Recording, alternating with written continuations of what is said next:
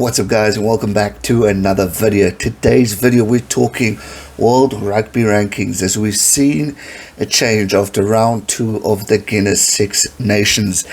It's been an incredible weekend of phenomenal rugby, some ups, some downs for certain people, but if you're Welsh, you were smiling after the result that they got when the legend himself, I mean come on, Zander is the new hero of Wales rugby as he got that amazing try, which took Wales to a 1-point victory against a very tough, hard-fighting Scottish rugby squad.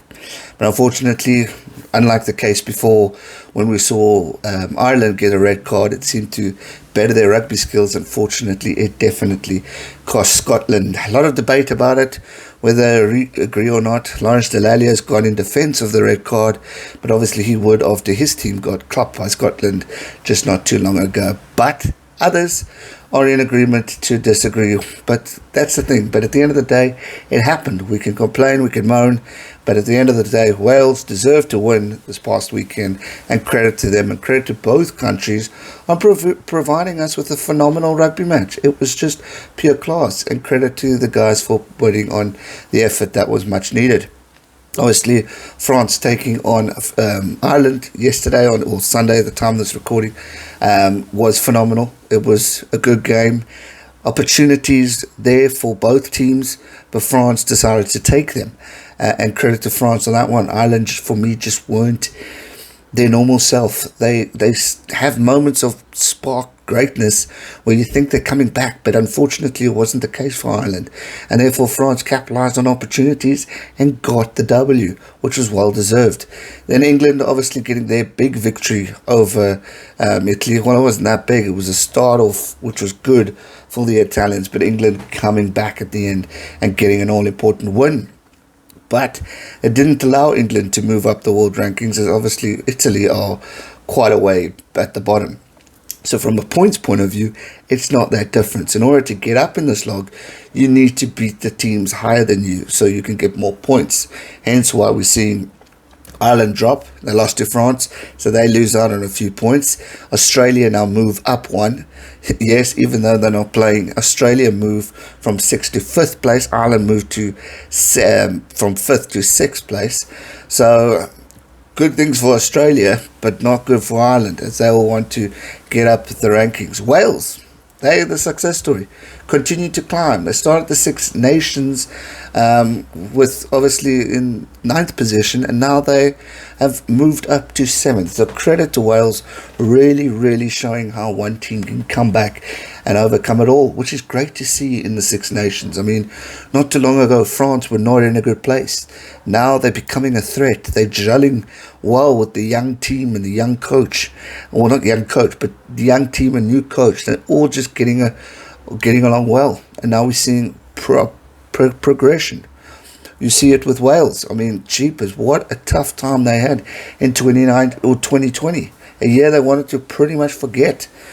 Getting to the lowest they've been in the world rankings and all that jazz after 2019 being so great, getting a Six Nations Grand Slam. If Wales continue to play this way, they could certainly get another title if they just keep things going the way they're doing it. But with guys like Louis Rees, I mean, come on, there's definitely a positive future for them. Just a thought for all of us to take knowledge of. But a couple of weeks ago, Coach Wayne had said Wales could win in Six Nations. Who would have thought in round 2 or after round 2, the possibility of that happening is definitely coming right. So credit to Coach Wayne for having confidence in his team's comeback, and well done to them for moving up the rankings. To go from 9th to 7th is a great achievement. If they continue to win, I mean, if they beat England and France next, or Grand Slam it, Wales could certainly be in the top 4. So it's going to be interesting. Long way to go, because England are sitting on 87, Wales are sitting on 82. Maybe not top 4, but they'll definitely get to 5th or 4th place. So anything's possible. They just need to keep winning, keep their momentum. But the team to watch out for is France, because France are sneaking up to England. They are now just short of a point behind England. England's are in 3rd place on 87.49. France are on 86.42. So France could end this tournament maybe, I don't know if they'll be able to shoot to second, but definitely they will get third place if they continue this way. Look, we're only at round 2 of the Six Nations. It's a long way to go in the tournament, but the possibility of these certain things happening is looking great, because France and Wales are now already the talk of the town, or possible favourites to win. Ireland needed to beat France in order to give some sort of headache to these teams. Scotland really had an opportunity against Wales to seal the deal and possibly win their first ever Six Nations title. So there was opportunities, but they didn't capitalise, and therefore the other teams were winning. So again, shout out to France and Wales for capitalising on opportunities. Unfortunately, another red card sees them with it, but you know what? What can we do? That's rugby for us, whether you agree or disagree. But congratulations to Wales. Congratulations to Australia. Not even playing, but you're moving up the rankings. So credit to you guys. I know how that feels. South Africa is still number 1. We haven't even played since 2019. For those who have a sense of humour, I hope you had a little bit of a giggle rather than, oh, Gareth, shut up, please. But anyway, that's going to do it for today's video. I hope you guys enjoyed it. Give it a thumbs up. Subscribe if you're new. And I'll see you guys real soon for another. Thanks so much for watching. Stay safe and never give up. Cheers.